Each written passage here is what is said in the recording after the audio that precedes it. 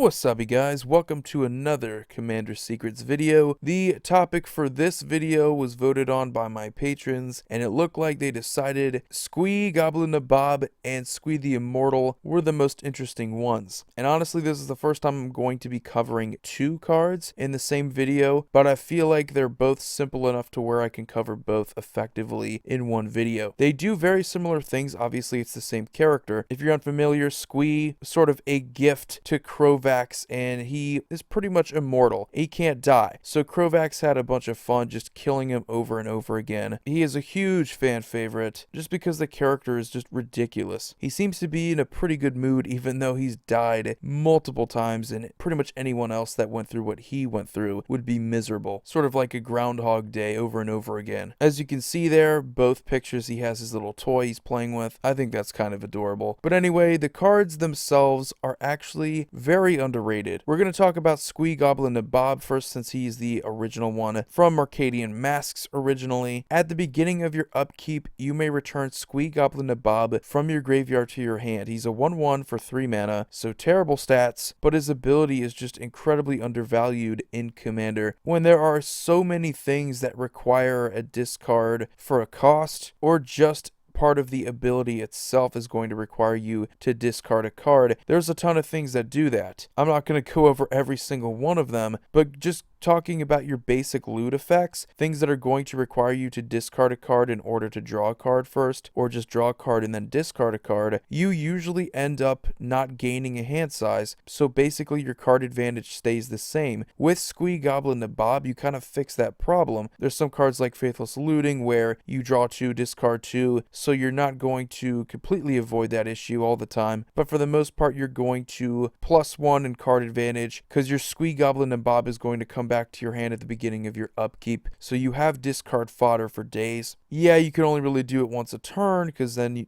have to wait till your upkeep, but it's still incredibly valuable. And you have some fun interactions with cards like Jaya Ballard. All of her abilities are going to require you to discard a card. Why not have that be Squee? And we also have cards like Mad Prophet, like I mentioned before, loot effects. Anything that's going to require you to discard a card, either before or after you draw a card, is still pretty good. Now we move on to Squee the Immortal. This is the new one from Dominaria. You may cast him from graveyard or from exile. Now I have a lot of people that are already talking so much trash about this guy. They don't really know how busted he can be. He's arguably better. In fact, I honestly believe he is better than Squee Goblin Nabob, because he really cannot die. With the other Squee, you would probably want him to go to the command zone if he were to get exiled, but Squee the Immortal doesn't really care too much. Now I know some people have mentioned Ixalan's Binding as a way to get around Squee, but that's for the most part going to be a standard issue. In Commander, you can just have Squee go to the command zone and that really doesn't do anything. But for the most part, Squee is never going to be a huge target. He's always going to be used as a resource, whether it's for a sack outlet, which you could use Goblin Nabob for as a sack outlet for your cards like Ashnod's Altar, Phyrexian Altars, and they just keep coming back. They're renewable resources. Squee the Immortal, though, is honestly a cool combo card, whereas Squee Goblin Nabob doesn't really combo that well. This guy is capable of going off with a card called Food Chain. If you are at all familiar with Food Chain, you probably have played a Prosh deck before. That deck can go off really easily with a Food Chain. Throwing in Squee the Immortal as one of the 99 and a Food Chain means that you have infinite mana, going to make your setup even easier. And it's not just Prosh decks. You can obviously throw this into any deck that is going to be playing the colors, but Food Chain and Squee the Immortal is going to be infinite mana. He goes to exile. You don't really care that much. You recast him from exile for the same cost over and over again. While it isn't as busted as, say, something like Derevi, where you can kind of get around having to pay the commander tax, Squee doesn't really have any added benefit of an ETB. He's incredibly simple. Now, one thing that is definitely noteworthy is the fact that both of these Squees are incredible when combined with a Skull Clamp, because they're both going to die to it. You're going to draw 2 cards, and then they're going to come back to you however you want to have them come back. You get to keep using them as fodder, so you get to keep drawing cards. It's really brilliant. And the last thing to mention for Squee the Immortal, since he is going to be the primary focus of this video, is the card